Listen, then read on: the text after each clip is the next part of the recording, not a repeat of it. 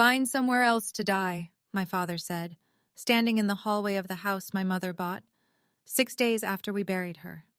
He'd already changed the locks. His new wife was already measuring the master bedroom for new curtains. He told everyone I had no claim. He told the insurance company he was the sole beneficiary. He told me my mother couldn't protect me anymore. He was right about one thing. My mother couldn't speak for herself anymore. But what he didn't know was that she didn't need to. She'd already said everything she needed to say, in a document he never knew existed. My name is Dahlia Owens. I'm 28 years old, and I have lupus. Before I go on, please take a moment to like and subscribe, but only if you genuinely connect with this story. Drop a comment telling me where you're watching from and what time it is where you are. Now, let me take you back to last October, the night my mother's heart stopped, and the day everything changed. The hospital room smelled like hand sanitizer and dying flowers. Someone had left a vase of carnations on the windowsill 3 days earlier, and nobody had thought to throw them out. I was holding her hand. My mother's hand. It was so thin I could feel every bone. Eleanor Grace Owens, the woman who built a financial consulting career from a studio apartment and a library card, weighed 91 pounds. Pancreatic cancer had taken the rest. 14 months. That's what the doctors had given her. She used every single day. Her eyes opened, just barely. She looked at me, and for a second, she was herself again. Sharp, clear, present. "The house is yours, baby," she whispered. "Don't let anyone tell you different." I squeezed her hand. I thought it was the morphine. I thought she was confused, saying things that wouldn't mean anything tomorrow. She closed her eyes. The monitor beeped. Then it didn't. I sat there for 11 minutes before the nurse came in. I know because I counted every second. My father arrived 2 hours later. Denise was with him. His new wife, though he swore she wasn't new, swore they'd only been together a few months. She carried a designer handbag I'd never seen before. Her eyes were dry. Perfectly dry. Richard Owens stood at the foot of my mother's empty bed and said, "At least she's not suffering anymore." He didn't look at me. My hands were swollen. My knees were locked. I was in the middle of a lupus flare so bad I'd been using a wheelchair for the past week. I couldn't stand without the bed rail, and my mother, the only person who ever made sure I could stand at all, was gone. She told me the house was mine. I didn't understand then. I do now. 83 people came to my mother's funeral. I know because Aunt Vivian counted. Eleanor Owens was the kind of woman people remembered. She ran free tax workshops at the community center every spring. She brought soup to every new mother on our block. She once spent an entire Saturday helping a neighbor understand his mortgage paperwork so he wouldn't lose his home. 83 people came for her, and my father stood at the podium and talked about himself. "I lost my partner," he said, gripping the edges of the lectern. "My rock. My anchor." He spoke for 6 minutes. He mentioned my mother's name 4 times. He mentioned his own grief 9 times. I was counting. Denise stood in the front row. Black dress, gold bracelet, new, heavy, catching the light every time she moved. She cried exactly when someone was looking at her and stopped exactly when they turned away. I watched her do it 3 times. I sat in my wheelchair near the side aisle. Not the front row. Nobody had saved me a seat there. Aunt Vivian, my mother's older sister, sat beside me. She held my hand the way Mom used to. Firm, warm, like she was keeping me from floating away. "Something's not right with that woman," Vivian whispered, watching Denise dab at dry eyes with a folded tissue. After the service, people lined up to hug Richard. Denise accepted condolences like she was hosting a cocktail party. Gracious nods, soft thank yous, a hand on every arm. I was wheeling myself toward the parking lot when I saw Denise step behind the chapel, phone pressed to her ear. Her voice was low, but I caught every word. "It's done. We can start Monday." She hung up, turned, saw me, smiled. "You should rest, sweetheart," she said. "You look exhausted." 3 days after the funeral. The house still smelled like the lilies people had sent, wilting petals on every surface. Richard called me to the living room. He sat in my mother's armchair, the green velvet one she'd had since before I was born. Denise sat on the armrest beside him, legs crossed, one hand on his shoulder. "We need to talk about the house," Richard said. I was on the couch across from them. My joints ached, my hands were stiff. I'd barely slept in a week.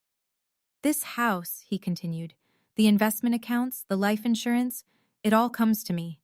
I'm the surviving spouse. That's how the law works." Denise nodded. "It's what the law says, sweetie." Richard slid a piece of paper across the coffee table. A quitclaim deed. My name was already typed at the bottom. All I had to do was sign. "Just make it easy," he said, "for everyone." I stared at the paper. The ink was fresh. Someone had prepared this in advance. "Mom told me the house was mine," I said. Richard leaned back. "She was on painkillers. That means nothing." "She said it before the painkillers." His jaw tightened. "Your mother spoiled you. You think you deserve something you didn't earn?" Denise rubbed his shoulder. "Honey, she's grieving. Give her a minute." I didn't touch the paper. "I already have a lawyer," Richard said. His voice dropped. Calm, practiced. "He says your mother died without a will. No will means everything goes to me. That's the law in this state." He stood up, looked down at me. "If you don't sign this by Friday, I'll have you removed." He walked out. Denise followed. She left the quitclaim deed on the table, perfectly centered, like a place setting. Friday was 2 days away. Friday came. I didn't sign. At midnight, my bedroom door opened. No knock, no warning, just the click of the handle and the hallway light cutting across my bed. Richard stood in the doorway holding an empty suitcase. He tossed it onto my blanket. "Pack your things." I sat up. My shoulders screamed. The flare was getting worse, my joints hot, swollen, every movement like grinding glass. "This is Mom's house," I said. "Your mom is dead, and I'm the surviving spouse. This is my house." Behind him, in the hallway, Denise leaned against the wall, arms folded, watching, the smallest smile on her lips. Richard stepped closer.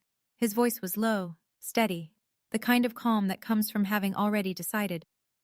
"Find somewhere else to die. Your mother isn't here to protect you anymore." I looked at him for a long time. My father. The man who drove me to my first lupus appointment when I was 16.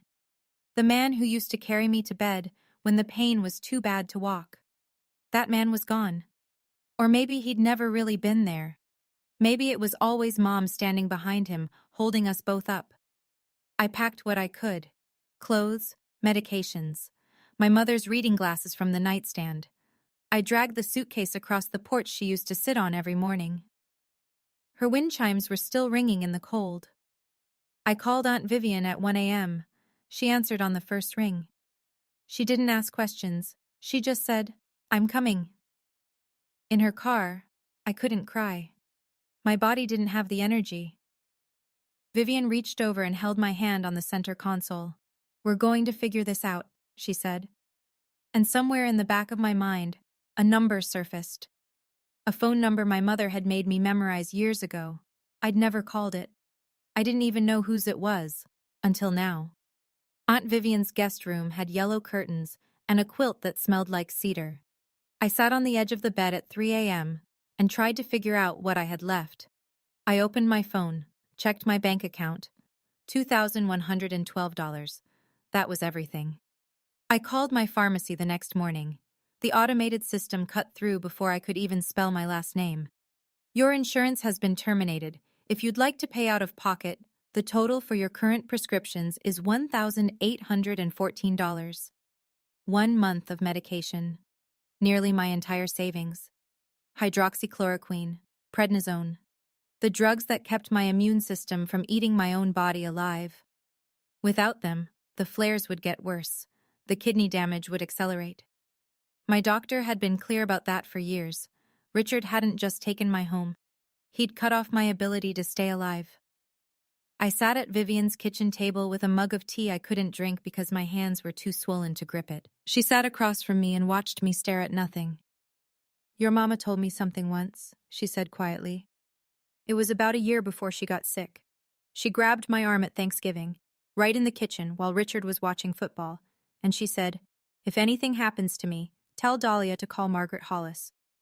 I looked up. Who's Margaret Hollis? Vivian reached into her purse. She pulled out a folded napkin, old, soft at the creases, a phone number written in blue ink. I don't know, she said. But your mama wrote this down and made me keep it. She said you'd need it when things got bad. I took the napkin.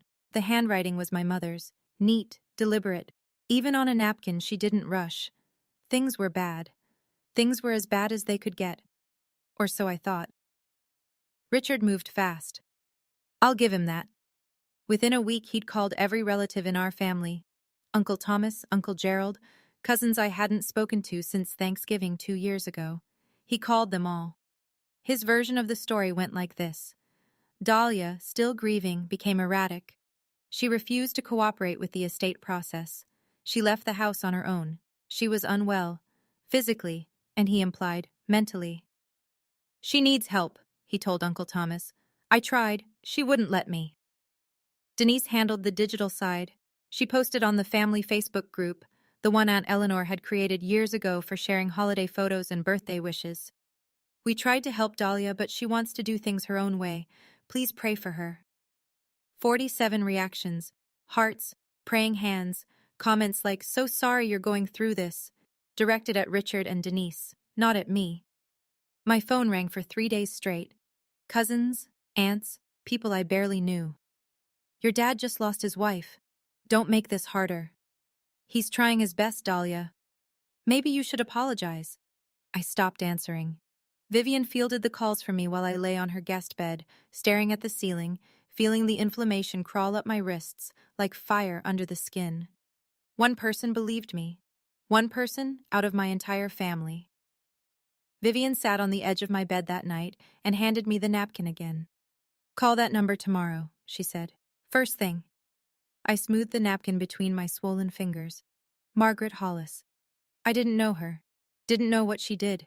Didn't know what my mother had told her or why. But my mother had planned this. She'd written the number down. She'd told Vivian to remember. My mother didn't do things without a reason. I set my alarm for 7 a.m. I called at 7:15. No answer. Again at 7:40. Voicemail. 8:05. Voicemail again. At 8:22, I dialed for the 4th time. My thumb was shaking. Not from the lupus this time. 2 rings. Then a voice. Low, steady, warm in the way that courtroom voices sometimes are. Professional warmth. The kind that makes you trust someone before you know why. Hollis and Crane, attorneys at law. I swallowed. My name is Dahlia Owens. My mother was Eleanor. Dahlia Owens? The voice changed, not louder, closer. Eleanor's daughter? Yes. A pause. 3 seconds, maybe 4. I could hear a chair creak. I've been waiting for your call. I gripped the phone so hard my knuckles turned white. Your mother came to me 3 years ago, Margaret said. She knew this would happen. She prepared for it. 3 years. Before the diagnosis, before the chemo, before Denise ever unpacked a suitcase in our house. My mother had walked into this woman's office 3 years ago and started getting ready for the moment I was living right now. I can't say more over the phone, Margaret continued. Can you come to my office tomorrow, 10 a.m.? Yes, I can. Good. Bring your ID, nothing else. I wrote down the address with a pen Vivian handed me, my hand trembling on the paper. Dahlia, Margaret's voice slowed. Whatever you do, do not sign anything your father gives you, and don't tell him you called me. I won't. One more thing. Your mother told me you'd call when things got bad. She said I'd know because you'd sound exactly the way you sound right now. I couldn't speak. My throat closed around something that felt like a fist. She also told me to tell you, you're going to be okay. The line clicked. I sat on Vivian's kitchen floor with the phone against my chest and breathed. Tomorrow. 10 a.m. Answers. The letter arrived at Vivian's house the next morning, hand-delivered by courier. Cream-colored envelope, heavy paper, the kind lawyers use when they want you to feel small before you even open it. Bradley Knox, Esquire, representing Richard Allen Owens. I read it standing in Vivian's kitchen, still in my pajamas, coffee getting cold on the counter. The language was sharp and clean. Eleanor Owens died intestate, without a valid will. Under state law, the surviving spouse is entitled to the entirety of the marital estate. Ms. Dahlia Owens is hereby directed to cease any and all claims to the Birchwood Lane property and associated financial accounts within 10 calendar days. There was a second paragraph, the one that made my vision blur. Furthermore, our client intends to petition the court for a determination of incapacity regarding Ms. Dahlia Owens, on the basis of her chronic medical condition, which renders her unable to manage her own financial and legal affairs, mentally incapacitated. My own father was trying to have me declared incompetent, not because I couldn't think, because I had lupus. Vivian read the letter over my shoulder. She didn't say anything for a long time. Then she picked up her purse and her car keys. "Get dressed," she said. "We have an appointment in 90 minutes." She drove me to the pharmacy first, paid for my medications out of her own savings, $1,814. She didn't flinch. She just handed over her debit card and said, "Eleanor would have done the same for my kids." In the car, I stared at the letter again. The word incapacity sat in the center of the page like a bruise. My father hadn't just taken my home and my insurance. He was coming for my legal right to fight back. We pulled into Margaret Hollis's parking lot at 9:53, 7 minutes early. I was done being late. Margaret's office was on the second floor of a brick building downtown. Small brass nameplate by the door. No flash, no marble lobby, just quiet competence. I was sitting in her waiting room when my phone rang. Richard. I almost didn't answer. But something in me, maybe the part that still remembered he was my father, picked up. "Sign the paper, Dahlia." "No. You have nothing. No money, no job, no insurance. I have rights. You have lupus. That's all you have." The words landed like a slap, clean, deliberate. He'd practiced that. "Mom wouldn't want this," I said. "Your mom is gone. I'm what's left. Then I'll talk to a lawyer." Silence. Long enough that I could hear Denise whispering something in the background. "What lawyer?" he finally said. "With what money?" I hung up. My hand was trembling. I set the phone face down on the chair beside me and pressed my palms flat against my thighs until they stopped shaking. The receptionist looked at me. She didn't say anything, but she pushed a glass of water across the counter. Vivian was sitting beside me. She'd heard the whole thing. "What did he say?" she asked. I looked at her. "He doesn't know yet." Vivian studied my face. She nodded slowly. She understood. At 10 a.m. exactly, the inner door opened. A woman stood there, early 60s, silver-streaked hair pulled back, reading glasses perched on her nose. She wore a gray blazer over a white blouse. No jewelry except a thin watch. She looked like the kind of person who never raised her voice because she never needed to. "Dahlia," she smiled. Not the sympathetic smile people had been giving me for weeks. A real one, warm and sure. "I'm Margaret Hollis. Your mother was one of my closest friends. Come in." I spent 2 hours in Margaret's office that morning. She told me things I'll share with you soon. But first, I need to tell you what happened while I was there. Because Denise wasn't sitting still either.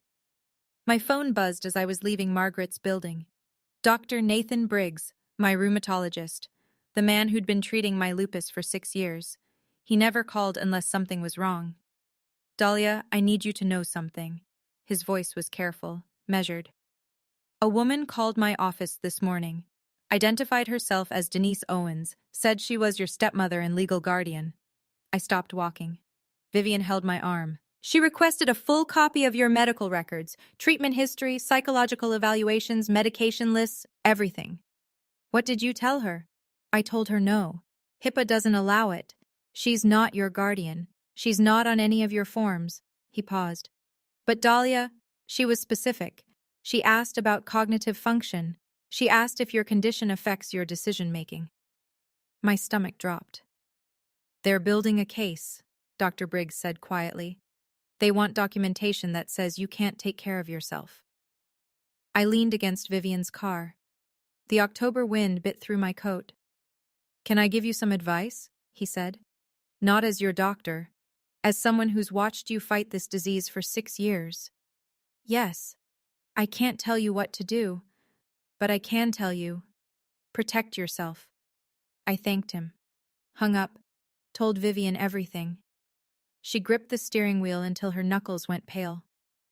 That woman is evil. That night, I sat on Vivian's guest bed and wrote down everything.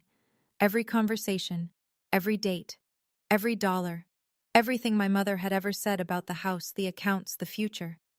And I remembered something else, a sentence from years ago when Mom thought I was asleep on the couch. Everything's in my name, baby, not his, mine. She'd been talking to someone on the phone. I never knew who. Now I was beginning to understand. Let me take you back to that morning in Margaret's office, the part I skipped. The room was small, but warm. Bookshelves floor to ceiling, legal texts with cracked spines. On the wall behind her desk, a framed photograph. Two young women on a college lawn, laughing. One was Margaret. The other was my mother, 20 years old, with her whole life ahead of her. Margaret caught me looking at it. Fall of '84, she said. Your mother was the smartest person I ever met, and I went to law school. She sat down, opened a drawer, pulled out a leather folder, thick, worn at the corners.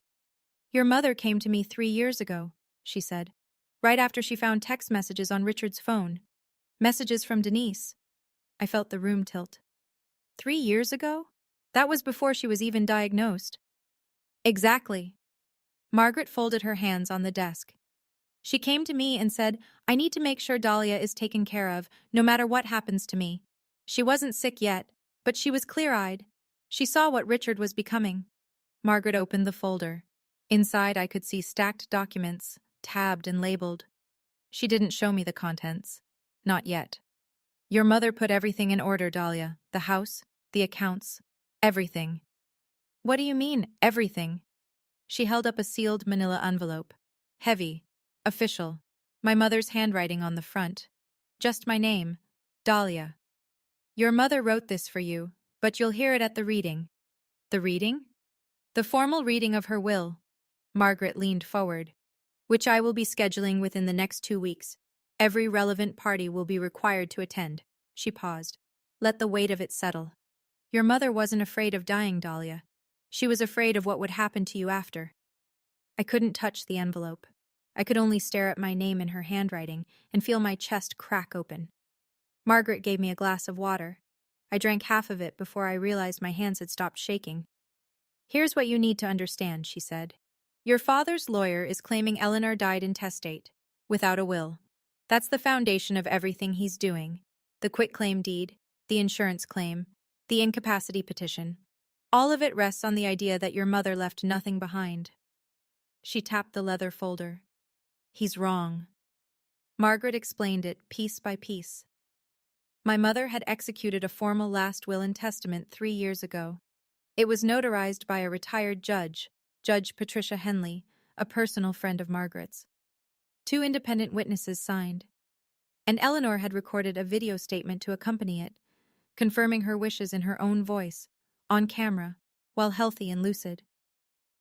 This will is airtight, Margaret said. No competent attorney would challenge it. My mind was spinning. 3 years. My mother had spent 3 years preparing for this and never said a word to me. She also left a handwritten letter, Margaret added. She wanted everyone to hear it. Everyone? At the reading. I'll send formal notice to Richard, to his attorney, and to the relevant family members. They'll all be in the room. I sat with that. The image of Richard, sitting in a room, hearing my mother's words read aloud, words he didn't know existed. You don't have to fight, Dahlia. Margaret's voice softened for the first time. Your mother already fought for you. All you have to do is show up. I cried then, quietly. Not the way I'd been crying all month. Out of pain, out of fear, out of exhaustion. This was different. This was the cry of someone who just learned she wasn't alone after all. Margaret pushed a box of tissues across the desk. She didn't rush me. There's one more thing your mother did, she said after I'd wiped my eyes, but it's better if you hear it with everyone else in the room. 2 days later, the letters went out. Certified mail. Return receipt requested. Richards arrived at the Birchwood Lane house, my mother's house, on a Tuesday morning. I know because Aunt Vivian told me what happened next. He called her. His voice wasn't the same voice that told me to find somewhere else to die. This voice was thinner, faster, almost confused.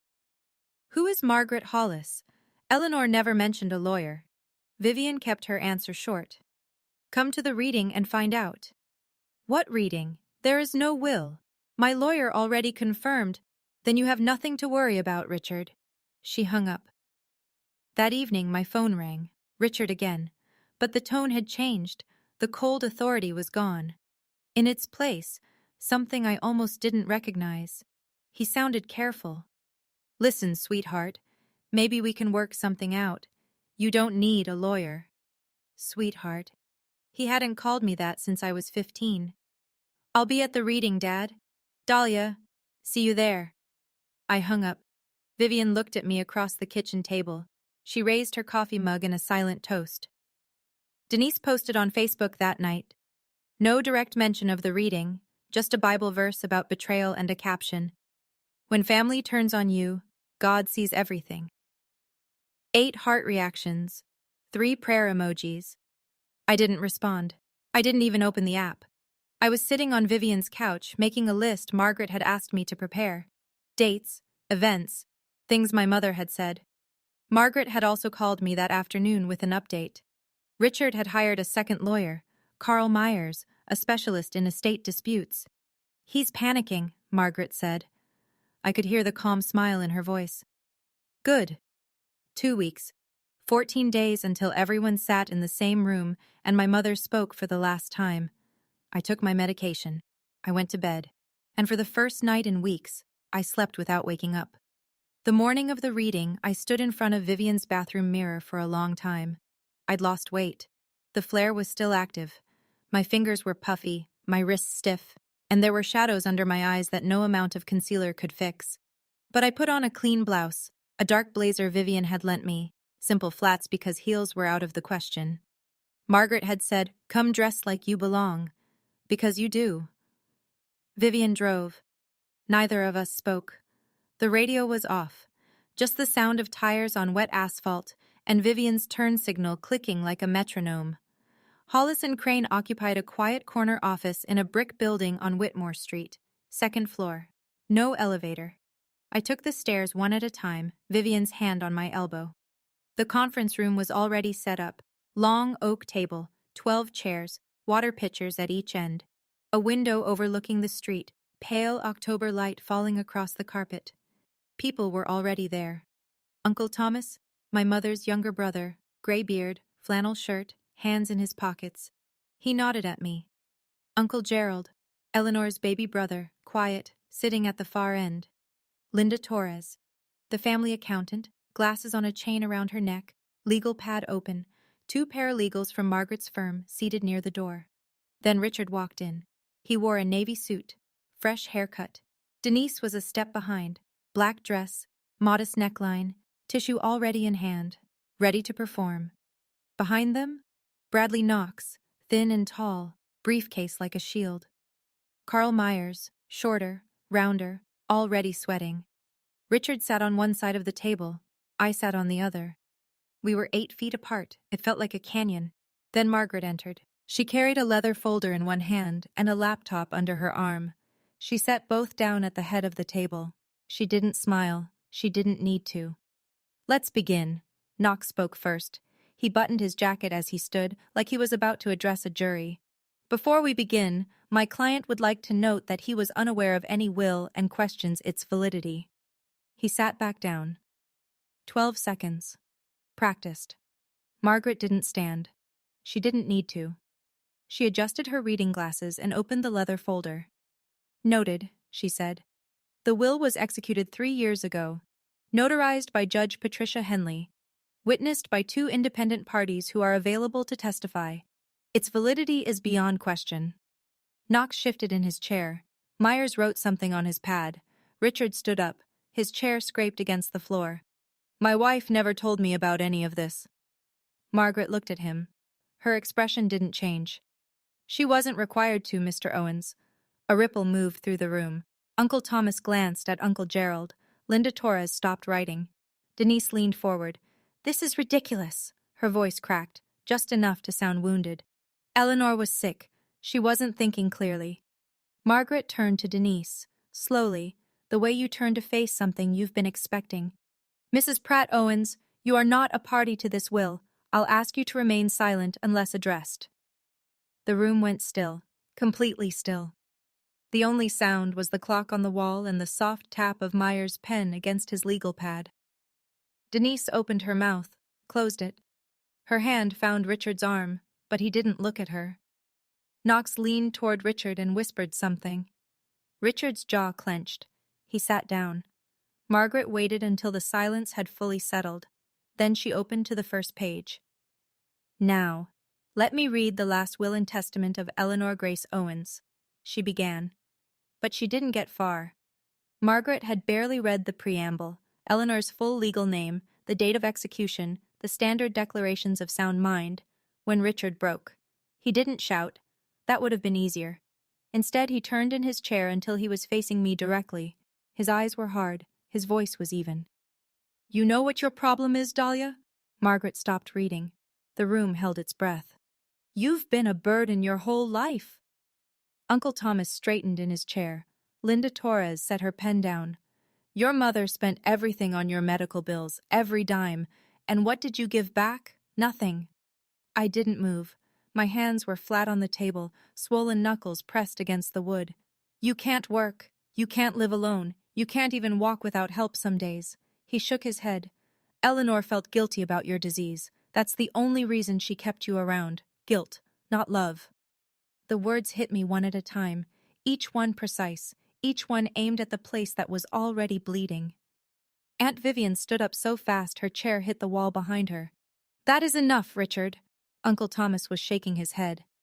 I can't believe what I'm hearing. Denise placed her hand on Richard's arm. Honey, calm down. Her voice was gentle, concerned, but her eyes were bright, alert. She wanted this. She wanted every word of it on the record. What she didn't know, what nobody in that room knew yet, was that Margaret's paralegal had been recording since the moment the meeting began. Standard procedure for contested estate proceedings in this state. Perfectly legal. I looked at Margaret. She gave me the smallest nod, barely a movement, just enough, and I knew. My mother was about to speak. Margaret let the silence stretch. She didn't rush it. She let every person in that room sit with what Richard had just said. Then she spoke. Quietly. The way a surgeon speaks before the first cut. Are you finished, Mr. Owens? Richard said nothing. His chest was rising and falling. Denise was still holding his arm. Good. Margaret placed both hands on the document. Because your wife had something to say about all of that. She turned to the first substantive page. The room was so quiet I could hear Uncle Gerald's breathing from the far end of the table. Margaret read, I, Eleanor Grace Owens, being of sound mind and body, hereby declare this to be my last will and testament, revoking all prior wills and codicils. She continued through the standard clauses, executor designation, revocation language, state compliance. I watched Richard's face. He was still, waiting. Then Margaret reached the first bequest. To my daughter, Dahlia Marie Owens. Richard sat forward. Denise stopped dabbing her eyes. I leave the family residence located at 417 Birchwood Lane, which has been held in the Eleanor G. Owens Revocable Living Trust since 2021. Richard's mouth opened. What? Margaret continued without pausing. The property was transferred into the trust on March 14, 2021. The trust names Dahlia Marie Owens as sole beneficiary upon my passing. That's impossible. Richard gripped the edge of the table. My name is on that deed. I signed. Your name was never on the deed, Mr. Owens. Margaret looked up from the page. Her glasses caught the light. The property was purchased with Eleanor's separate funds in 2014. It was always Eleanor's separate property. The trust simply formalized that. The color left Richard's face. Not slowly. All at once, like someone had pulled a plug. Margaret turned the page. And that's just the house. Shall I continue? Margaret continued. The life insurance policy through Pacific Mutual. Face value, $2,100,000. Beneficiary, Dahlia Marie Owens. Designated 3 years ago. Confirmed by the insurer. Richard turned to Knox. Knox shook his head. He was already writing. The Vanguard investment portfolio, valued at approximately $4,200,000, held within the Eleanor G. Owens Revocable Living Trust, sole beneficiary upon death, Dahlia Marie Owens. Uncle Thomas leaned back in his chair. His eyes were wide. The individual retirement accounts at Fidelity, current value approximately $1,800,000. Designated beneficiary, Dahlia Marie Owens. Linda Torres, the accountant, was flipping through her own notes. She looked up at Margaret. Margaret met her gaze and nodded. Linda nodded back. The numbers were clean. The savings account at First National, containing approximately $850,000. Originally a joint account. Eleanor separated it into an individual account on June 12, 2022. The balance passes to Dahlia Marie Owens. Margaret paused. She turned one more page. To Vivian Louise Perry, my beloved sister, $500,000, with my gratitude for a lifetime of love. Vivian pressed her hand to her mouth. She hadn't known. To the Lupus Research Alliance, $200,000, in honor of my daughter's strength. Margaret set the page down. She removed her glasses, looked directly at Richard. To Richard Allen Owens, my husband, $50,000. As a gesture of goodwill and to fulfill my legal obligation to acknowledge his existence in this document. $50,000, out of everything. Richard was gripping the table with both hands. His knuckles were white. Denise sat beside him, perfectly still, staring at the document like it was written in a language she didn't speak. Margaret closed the page. Ms. Torres can confirm all transfers, designations, and trust documents are in order and have been independently verified. Linda Torres spoke for the first time. Confirmed. Richard was on his feet before Margaret finished setting the document down. This is fraud. His voice bounced off the walls. She forged this. Eleanor would never... Knox grabbed his arm. Sit down. He said it twice. Sit down, right now. Richard didn't sit. His hand was pointed at the folder like it was a weapon. Knox turned to Margaret. His voice was controlled, but I could see the strain in his jaw. Can we verify the witnesses? Judge Patricia Henley notarized it personally, Margaret said. She didn't blink. I have her signed attestation. Would you like to call her? Knox didn't answer. He didn't need to. A sitting judge's notarization was a fortress. He knew it. Myers knew it. Everyone in that room with a law degree knew it. Richard spun toward me. You put her up to this. Spit at the corner of his mouth. You manipulated a dying woman. I looked at him, my father. His face red, his hands shaking, every mask gone. I spoke for the first time since the meeting began. My voice was steady. I don't know how. Mom did this 3 years ago, before she was even sick, before Denise moved in. The words hung in the air. I watched them land on every face around the table. Uncle Thomas nodded slowly. Uncle Gerald closed his eyes. Denise stood up. Tears streaming now, real or manufactured, I couldn't tell anymore. This family is tearing itself apart. Eleanor wouldn't want this. Aunt Vivian didn't even look at her. Sit down, Denise. You didn't know Eleanor. I did. Denise froze, then sat. Knox leaned close to Richard's ear. I was near enough to hear the whisper. We can't contest this, not with a judge's notarization and video evidence. Richard looked at Knox the way a drowning man looks at a life raft that's floating away. Video? He said. What video? Margaret opened the laptop. Eleanor recorded a video statement to accompany the will, Margaret said. She positioned the laptop so the screen faced the center of the table. She asked that it be played in full. She pressed play. And there she was, my mother, sitting in the living room at Birchwood Lane, the green velvet armchair, the same one Richard had claimed as his, late afternoon light through the window. Her hair was still thick, her face still full. This was before the cancer, before the chemo hollowed her out. She was wearing the blue cardigan I'd given her for Christmas 3 years ago. If you're watching this, she said, then I'm gone. Her voice was clear, calm.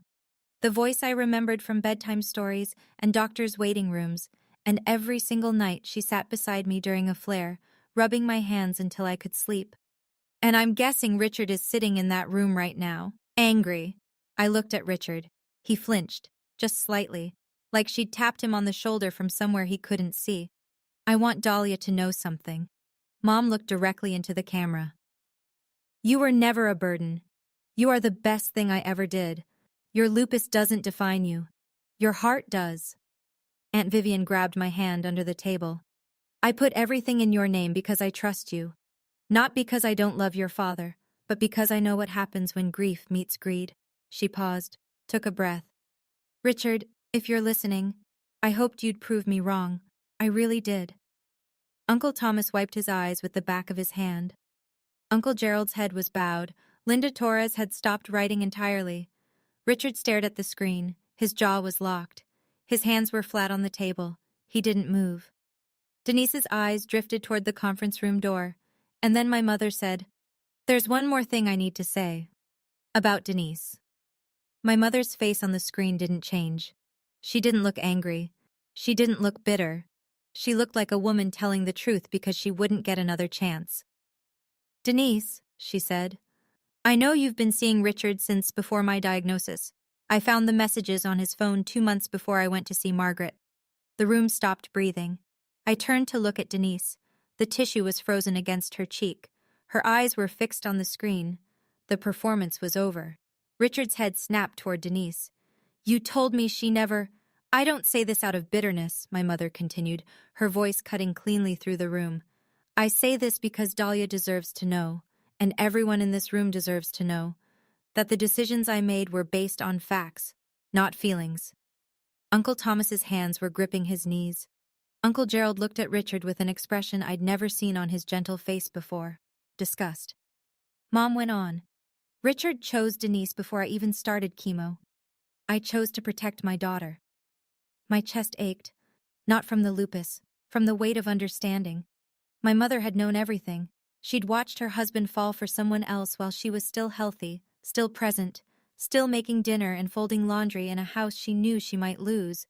And she didn't scream. She didn't beg. She went to a lawyer and built a wall around me. "Dahlia," Mom said. She smiled then. Small, sad, beautiful. "Live your life. Take care of your health. And remember, you don't owe anyone who chose to leave you." The screen went dark. Nobody spoke. Denise picked up her handbag. She stood. She walked to the door, opened it, and left. She didn't look at Richard. She didn't look at anyone. Richard sat alone on his side of the table. No wife, no new wife, just a man in a navy suit, staring at a closed laptop with 12 people watching him become exactly what my mother said he would. Margaret closed the laptop. She placed her glasses back on. When she spoke, her voice was the same as it had been at the start, measured, professional, utterly unshakable. "The trust transfers effective immediately. Dahlia Marie Owens is the sole owner of the Birchwood Lane property." She turned a page in the folder. "Regarding the life insurance policy and investment accounts, I've already filed the necessary documentation with the respective institutions. Dahlia's beneficiary status has been confirmed by each one." Knox was packing his briefcase. He hadn't spoken since the video. Myers was staring at his blank legal pad like it owed him an explanation. Margaret looked at Richard. "Mr. Owens, you have 30 days to vacate the Birchwood Lane property, as you are no longer a legal occupant." Richard's voice came out small. Smaller than I'd ever heard it. "She can't just kick me out of my own home." "It was never your home, Mr. Owens." Margaret's tone held no cruelty, just facts. "The deed has been in Eleanor's trust since 2021. You were a permitted occupant. That permission ended with Eleanor's passing, and the terms of the trust." Knox stood. He touched Richard's shoulder. "Let's go." Richard didn't move. "We'll need time to review," Knox said to Margaret. It was the kind of thing lawyers say when there's nothing left to review. "Of course," Margaret replied, "but the law is clear, and the clock starts today." Knox guided Richard to his feet. They walked toward the door. Richard's steps were slow, heavy, like the floor had gotten deeper. He didn't look at me. He didn't say goodbye. He didn't say anything at all. He walked out the same way he walked into my mother's hospital room the night she died, late and alone. 3 days passed. I stayed at Vivian's. I didn't call Richard. I didn't check Facebook. I took my medication, kept my appointment with Dr. Briggs, and read a book my mother had left on her nightstand, a novel about a woman who sailed around the world alone. Mom had dog-eared page 212. On the fourth morning, my phone rang. Richard. I almost let it go to voicemail, but I answered, because I wanted this to be the last time. His voice was different. Not the commanding voice from the living room. Not the cold voice from midnight. This was the voice of a man who had run out of people to stand behind. Dahlia, I'm your father. You can't just throw me out. You threw me out at midnight, when I was sick, in the cold. I was angry. I wasn't thinking straight. You told me to find somewhere else to die. Silence. I could hear him breathing. Denise made me. No.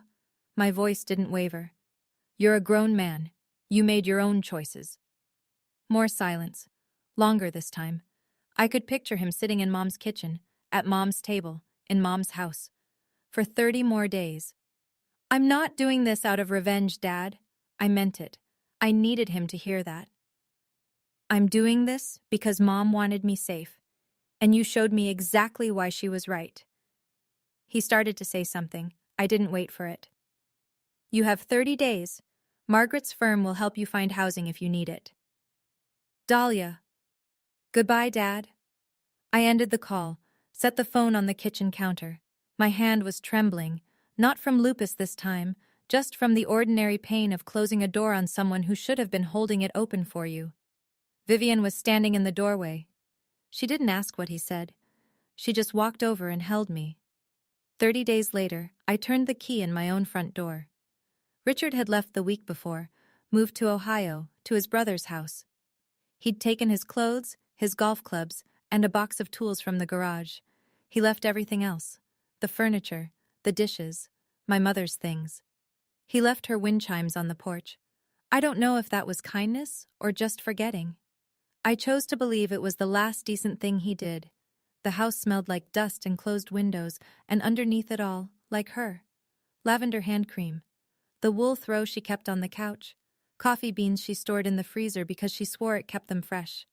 I walked through every room. Kitchen, living room. The hallway where he'd stood that midnight with an empty suitcase. My old bedroom. Her bedroom. I stopped in her doorway. The green velvet armchair was where she'd always kept it, by the window, angled toward the garden. On the nightstand beside her bed was something I hadn't expected. A journal, leather-bound. My mother's handwriting on the first page. I opened it. Page after page. Letters. All to me. Dated over 14 months. The entire length of her illness. Some were long, some were just a few lines. She wrote about the weather, about a cardinal that visited the bird feeder every morning, about how she could hear me sleeping through the wall and it was the most comforting sound in the world. The last entry was dated 1 week before she died. The handwriting was shaky, uneven, but still hers. You're going to be okay, baby. I made sure of it. I sat on her bed. I held the journal against my chest. And I cried. Not from grief, not from anger, not from relief. From the simple, overwhelming knowledge that I was loved by someone who planned for a future she would never see. The wind chimes on the porch sang through the open window, and for the first time in months, I could breathe. Here's what happened to everyone after that room emptied. Richard moved to Columbus, Ohio. He stayed with his older brother, Gary, in a 2-bedroom apartment off the interstate. He had $50,000. After Knox's legal fees and Myers's consultation charges, $12,000 between them, he had 38. No house, no investments, no wife.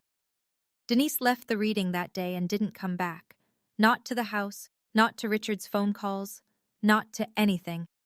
2 weeks later, Richard came home to Birchwood Lane, while he was still within his 30 days, and found her closet empty, every piece of jewelry, every shoe, gone. She filed for separation the same week. Richard told Aunt Vivian she'd changed her number. I learned later, through Margaret, that Denise had been trying to petition for custody of her 2 children from her first marriage. Her entire case depended on demonstrating financial stability. Without Richard's money, without my mother's money, she had nothing to show the judge. The petition was denied. The community found out. Not because I told anyone. I didn't post anything. I didn't call anyone. Uncle Thomas told one person. That person told two more. Within a month, the same relatives who had called to lecture me about being ungrateful were leaving voicemails I didn't return. We didn't know the whole story, Dahlia. We're so sorry. We should have listened. I didn't blame them, not really. Richard had told a good story. He always did. But the truth was louder. It always is. It just takes longer to arrive. I didn't need the world to know what happened. The people in that room knew. And that was enough. Margaret sent me a final letter a week after the 30 days were up. Short, professional. One line at the bottom in her own handwriting. Eleanor would be proud. I am too. The first thing I did with my mother's gift was make sure I could stay alive. I enrolled in a comprehensive health insurance plan, the kind that covers rheumatology, lab work, prescriptions, and the kind of emergency room visits that lupus sometimes demands at 2 in the morning. I hadn't had insurance in 5 weeks. Those 5 weeks had cost me more fear than I can describe. Dr. Briggs ran a full panel at my first appointment back. He looked at the results and looked at me over his reading glasses. Your labs are better than they've been in 2 years. He set the chart down. Stress kills, Dahlia. Peace heals. I started working again, part-time at first, 3 days a week at a community outreach center downtown. Social work. The thing I'd gone to school for before lupus interrupted everything. My role was simple, helping women navigate financial abuse in family systems, helping them understand what they were entitled to, helping them find lawyers like Margaret. There were days I couldn't get out of bed. Lupus doesn't care about your plans. But now I had the resources to rest when I needed to see a specialist when a flare hit, to live without the terror of choosing between groceries and medication. Aunt Vivian came over every Saturday. She brought containers of soup and gossip about her neighbors and the quiet, steady presence that reminded me I still had family worth the word. I did one more thing. I sat down with Margaret and set up a trust of my own, not because I needed to protect myself from anyone, but because my mother taught me what preparation looks like, what love looks like when it thinks ahead. I didn't inherit just money. I inherited my mother's courage, and I intended to use it. 6 months later, a letter arrived. Handwritten, postmarked Columbus, Ohio. I recognized his handwriting before I opened it, tight, slanted right, the same hand that signed my permission slips in elementary school. Dahlia, I made mistakes. I know that now. I miss your mother. I miss you. Can we talk? Dad. I sat with the letter for a long time, on the porch, in Mom's chair, the wind chimes turning slow circles above my head. I didn't feel anger. That surprised me. I expected anger, the way you expect thunder after lightning.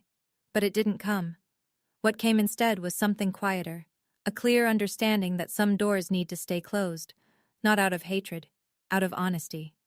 I went inside. I sat at the kitchen table. I pulled out a piece of stationery my mother used to keep in the hallway drawer, cream paper, her initials embossed at the top.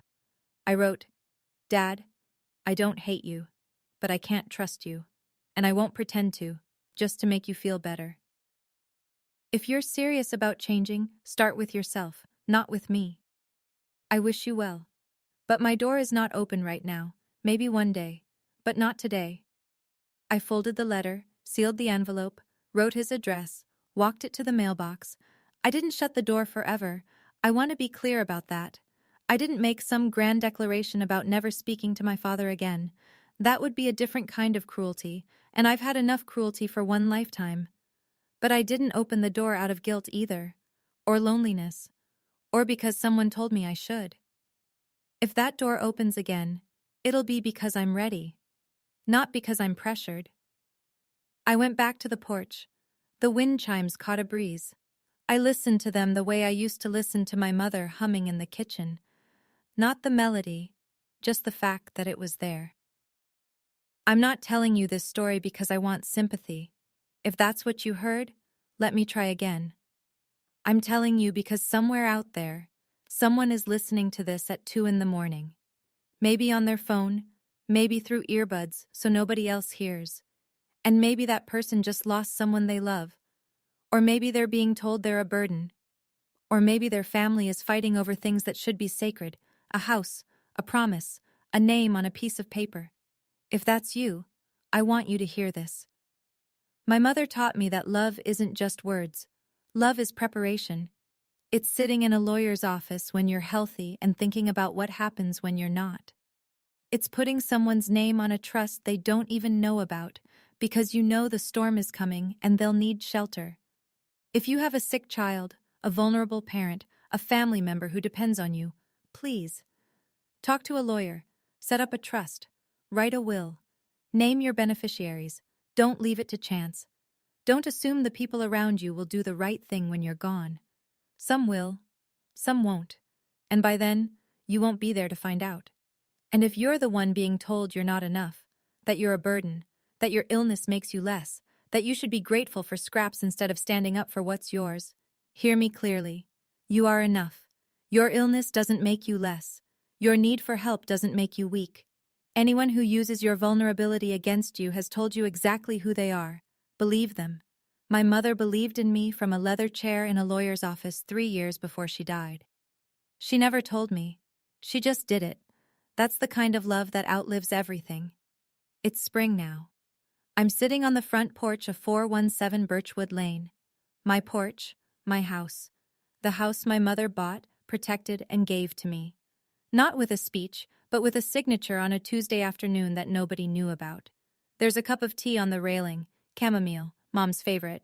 I don't even like chamomile, but I buy it anyway. The smell of it is the closest I get to sitting next to her. My mother's journal is on the table beside me. I've read every page, some of them twice. Some of them so many times the ink is starting to fade where my thumbs hold the paper. I keep it close, not because I need to read it again, because the weight of it in my hands feels like her hand in mine. Lupus is still here. It will always be here. Last Tuesday was bad. My knees locked up and I spent the morning on the kitchen floor waiting for the prednisone to work. But I have insurance now. I have a doctor I trust. I have a body that fights me, and a life that's finally worth the fight. In the garden, something catches my eye. Along the back fence, where the sunlight hits first in the morning, a row of tulips, red and yellow, tall and open. My mother planted them last spring, 9 months before she died. She was already in treatment, already losing weight, already tired in a way that sleep couldn't fix. But she knelt in the dirt with a trowel and planted bulbs she knew she would never see bloom. She planted them for me. My mother planted tulips she'd never see bloom. That's what love looks like. I close the journal. I lean back in the chair. The wind chimes sing. And somewhere, I don't know where, I don't know how, she knows I'm okay. So that's my story. It's not about money, it never was.